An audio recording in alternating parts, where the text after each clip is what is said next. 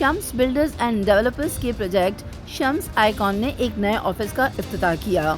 इफ्तिताही तकरीब में शम्स बिल्डर्स के सीनियर मेंबर गुलाम हुसैन ने बतौर मेहमान खुसूसी शिरकत की और ऑफिस का इफ्तिताह किया। बेहतरीन है ऑफिस, जैं डिज़ाइन कई है, जैं मेहनत कई है, हिन ते हेतिरो सारो ख़र्चो कयो आहे, सम्झो उहो बिल्कुलु साराहण जोॻो आहे ऐं मूंखे ॾाढी ख़ुशी थी आहे।